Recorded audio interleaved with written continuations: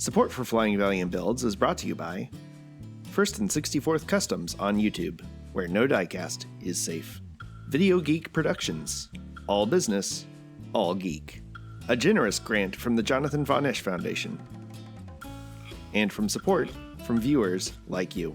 Please like, share, and subscribe. So many choices, so many choices. Oh.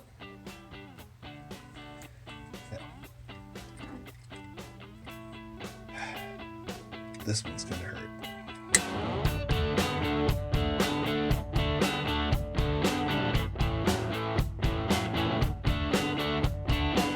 Hey there folks, Chuck here, and as you may have noticed since our last video, I have patrons now.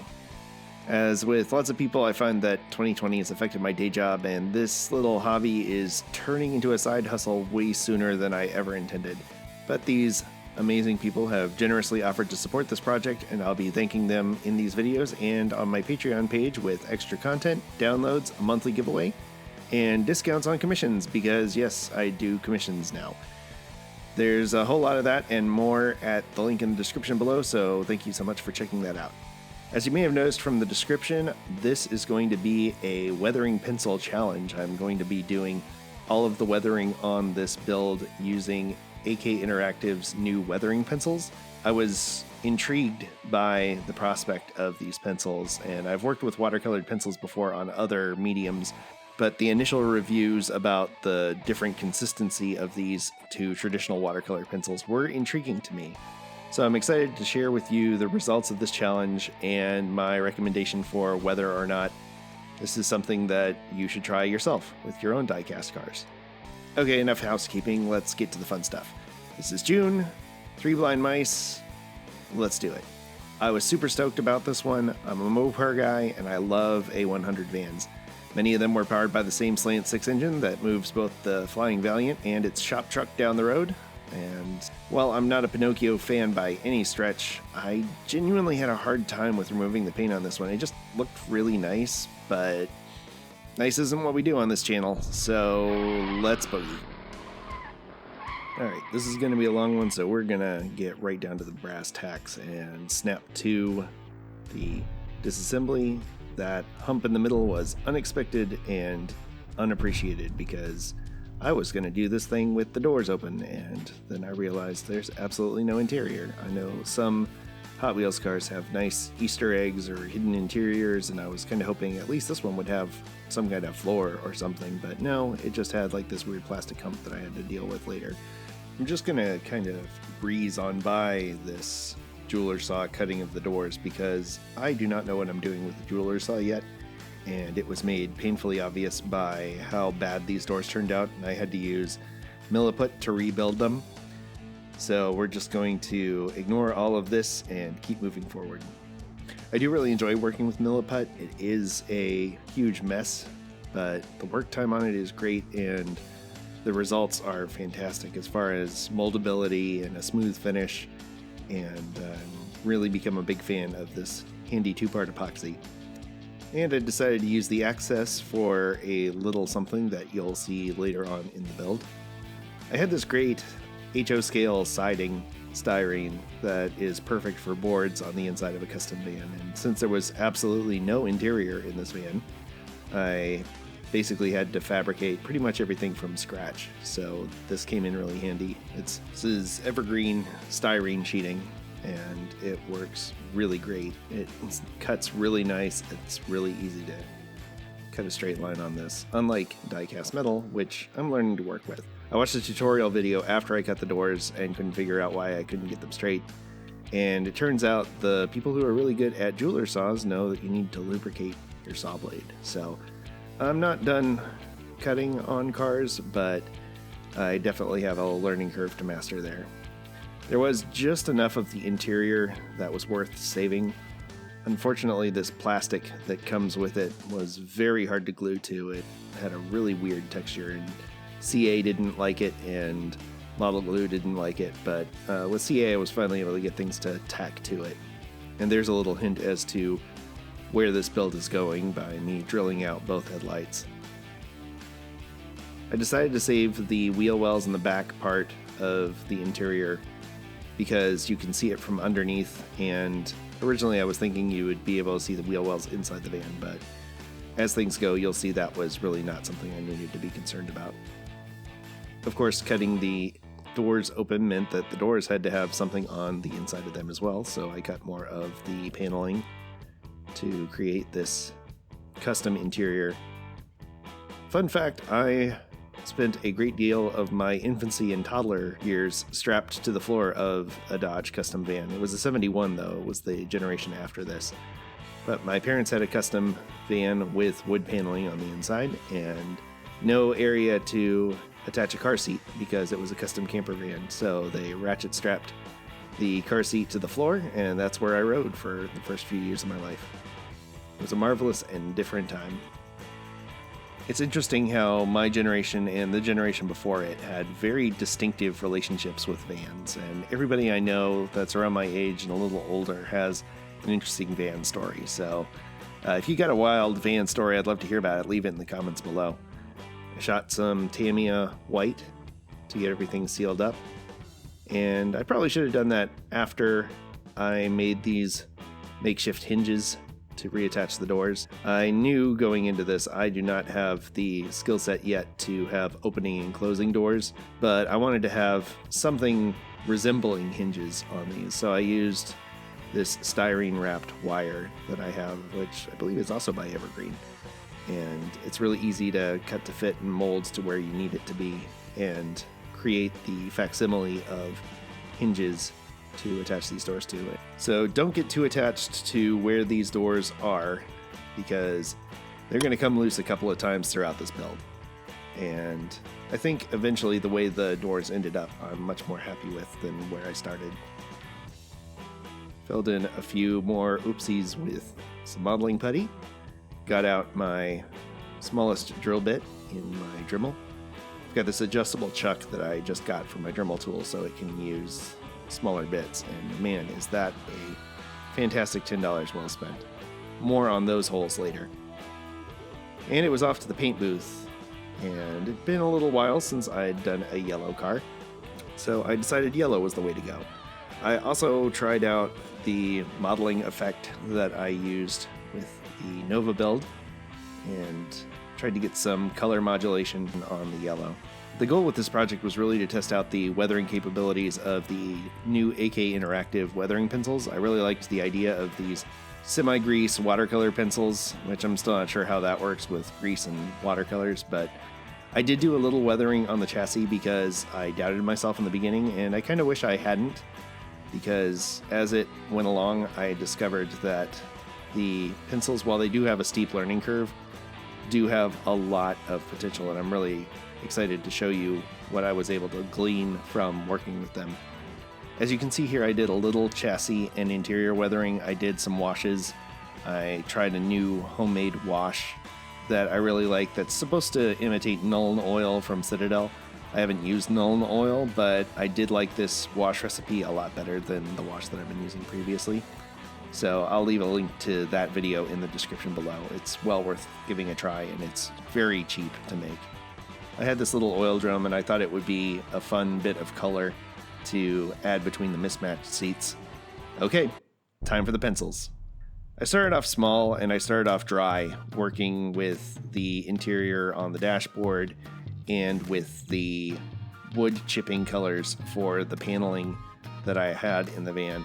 And I will say off the bat, I was not super impressed with the wood chipping. I definitely liked the rust effects more and the chipping colors a lot more. I actually will have a full write-up of each of the pencils and what I liked and disliked about them on my Patreon page. So just another plug for that. I did start adding some moisture to the mix with both dipping the pencils in water and dipping a paintbrush in water and getting most of the water out and then running it across to help blend things. And that was a really helpful way to get a lot more out of these pencils. You can almost make a wash from them, and that's another reason why I wished I hadn't done the weathering on the chassis and on the paneling like I had before.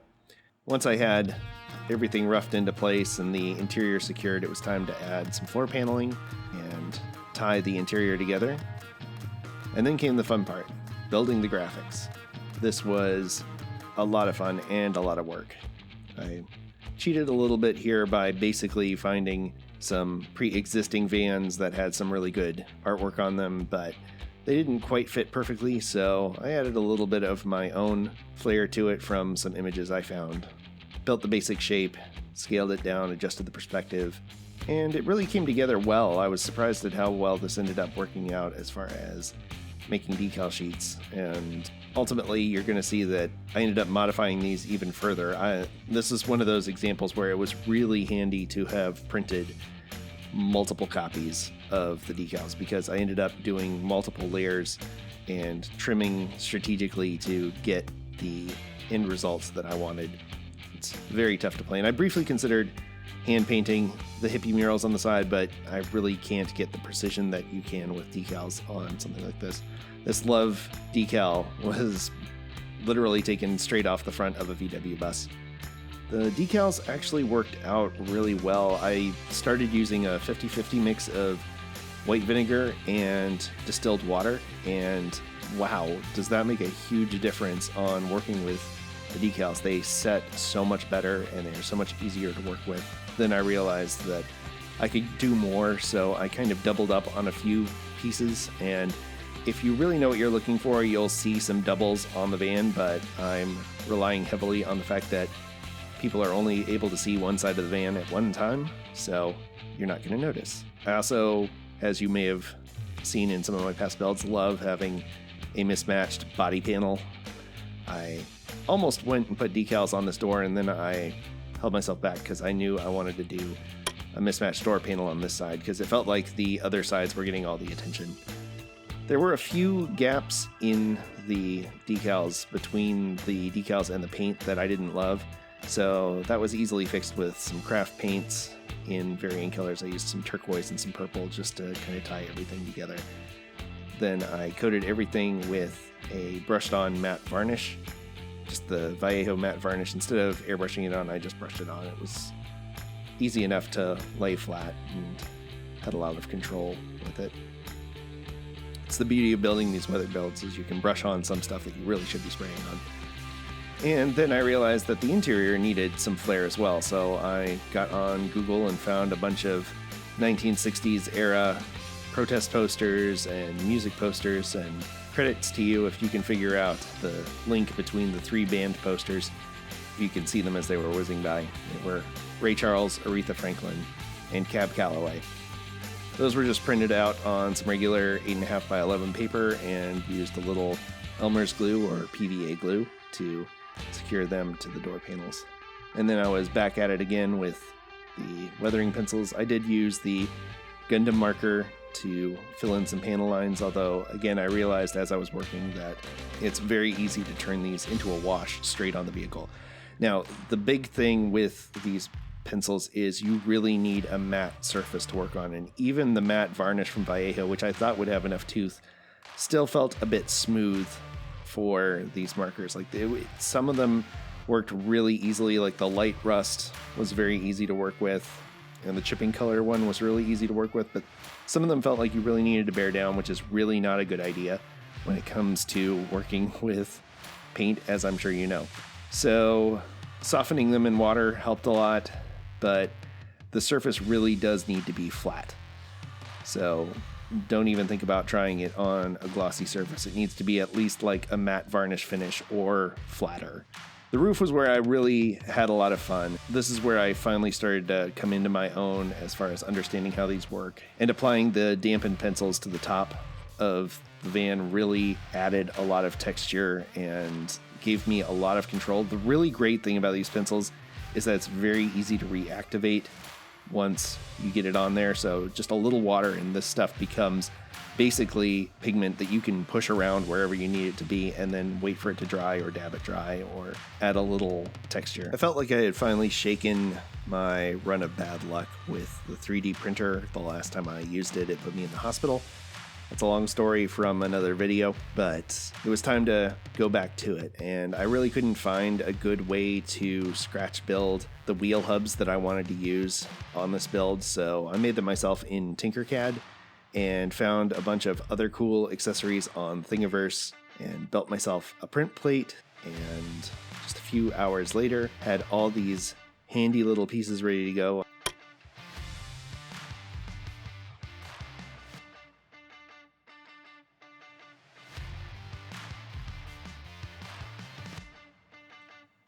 Hey, while I'm working on this up here, why don't you punch some of the buttons below this video and see what happens? I know I'll like it. I bet you'll like it too.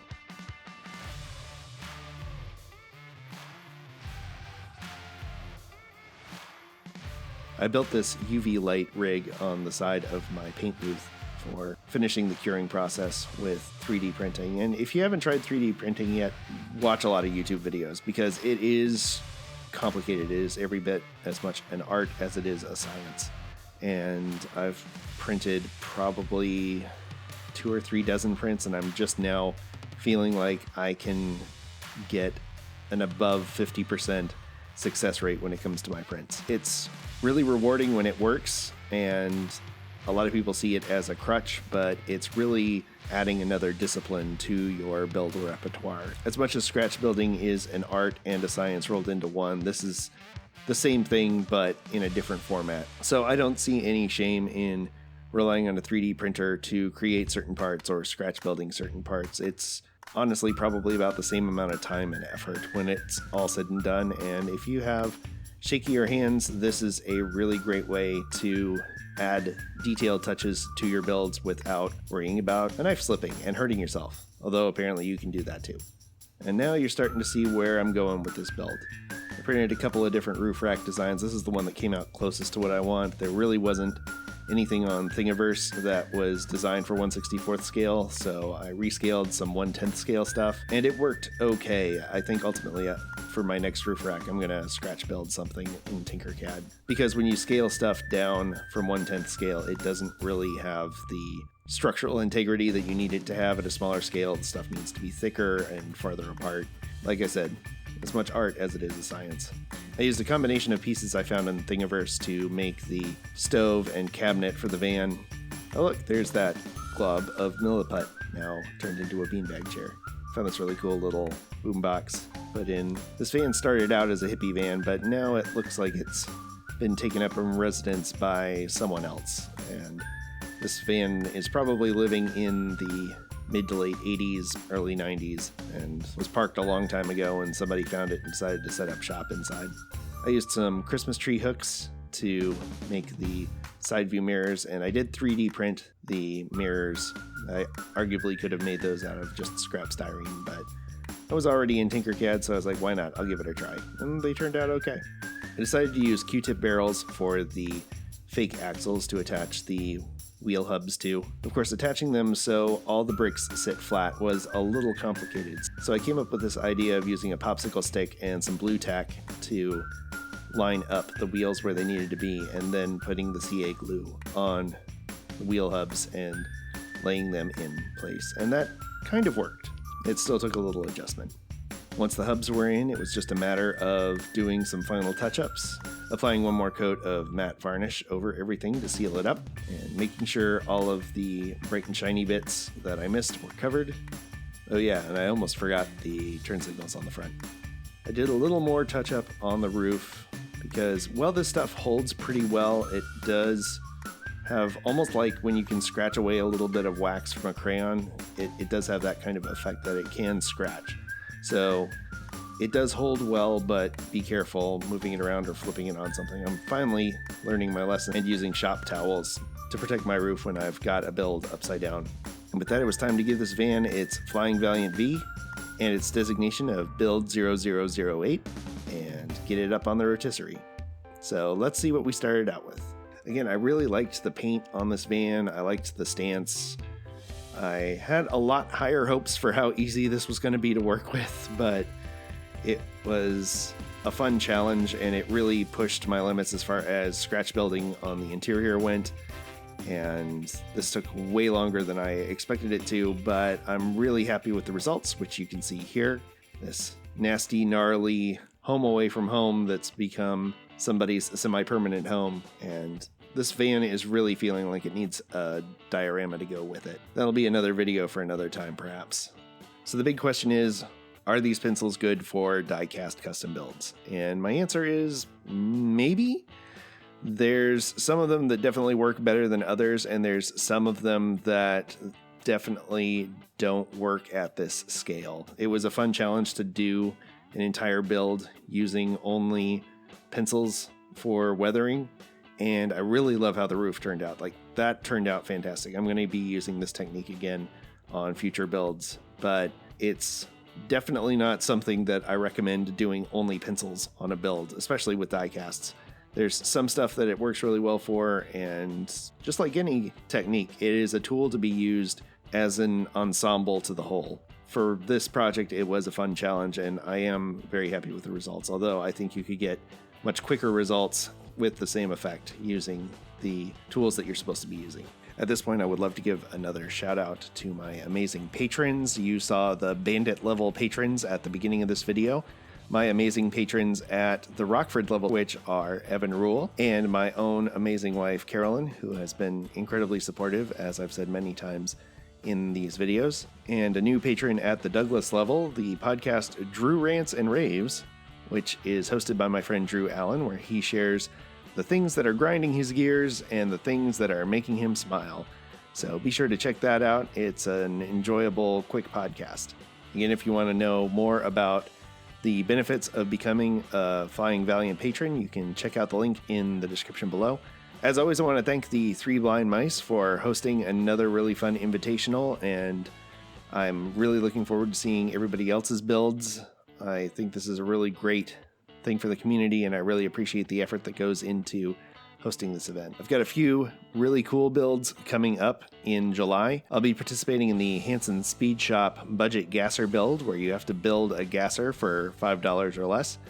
And I'll probably be participating in the next Three Blind Mice challenge as well. I've already got the casting for that.